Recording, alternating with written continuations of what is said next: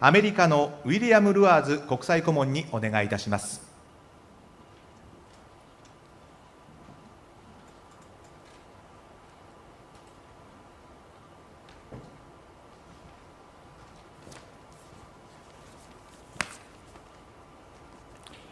Your Imperial Highnesses, Prince and Princess Hitachi, Excellencies, fellow international advisors, 2013 Praemium laureates, and esteemed friends,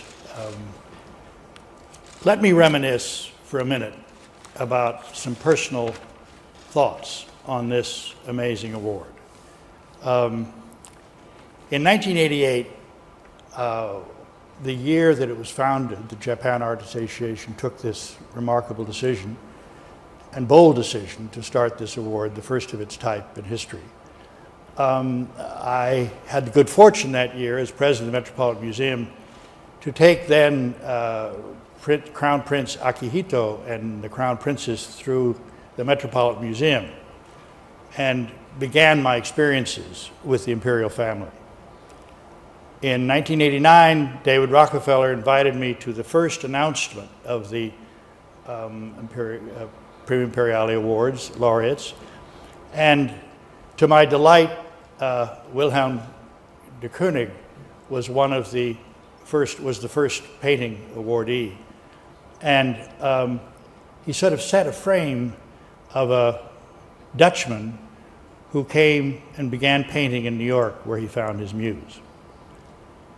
Then in 1994, David Rockefeller and I offered a dinner at the Metropolitan Museum of Art for 800 people, for the Emperor and Empress, and to announce the 6th award series.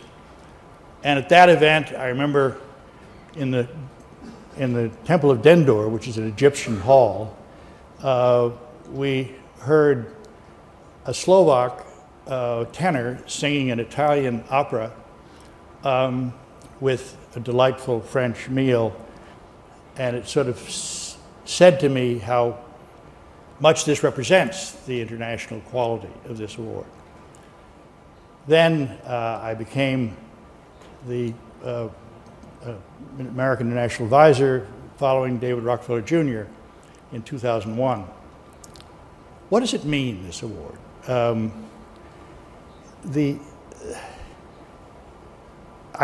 call it, that 25 years, the era of Praemium Imperiale. There were two events that happened in 1989 that affirmed the wisdom of this choice.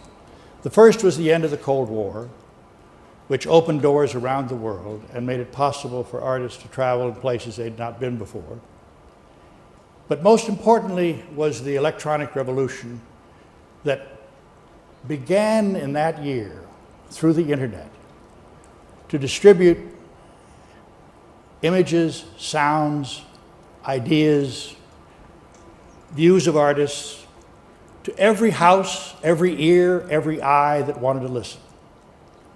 Within the last 25 years, the explosion of this electronic capacity to deliver the best as well as the worst of what humans can create has changed the way we think about international connection between the arts. And I like to say that probably there's not 1 minute in the day of any day that somewhere around the world somebody isn't watching one of the Godfather movies. Surely there's no time, no minute, when somebody isn't listening to the glorious voice of Placido Domingo. It's all with us, all the time. My belief, profound belief, is that because of the extent of this reach of the arts, once again affirming the wisdom of this Praemium Imperiale Award, people around the world decide they want to see the authentic work of art. The electronic image or the electronic sound isn't enough. And so the swarming and expansion of museums around the world, the visitation to these wonderful architectural creations that surround us, has all been stimulated by, but part of the whole experience that has changed this last 25 years.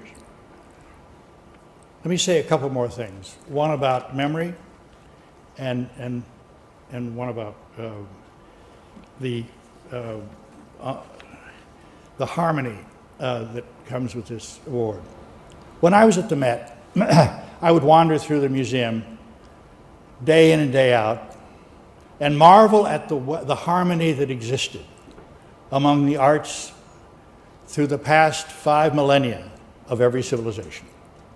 And how, if the world today could experience that same harmony of artists trying to deal with similar problems and doing it in similar ways very often. And then after that, I went and worked at the UN for 10 years and thought to myself, wouldn't it be wonderful if these people, representing 192 countries, could every day take that walk through the Metropolitan and understand the interconnections among us all. When you look back at those 25 years of the Praemium Imperiale awardees, were they the best of that period? Maybe not. Were they a remarkable collection of artists who provide us a memory of those 25 years that will far outlast and endure the memories of the human suffering that many of us know about? Luis Buñuel said that memory is what makes our lives. Life without memory is no life at all. Our memory is our coherence, our reason, our feeling, even our action. These artists in the era of the Praemium Imperiale have deepened and changed our understanding of ourselves, enriched our memory. For having the vision to create this prize and for recognizing the treasured community of artists, we must thank the Japan Art Association, who made that bold decision back in 1988. I also congratulate the 2013 laureates on joining this pantheon of the world's most distinguished artists over the past 25 years. And I must end by thanking Prince and Princess Hitachi.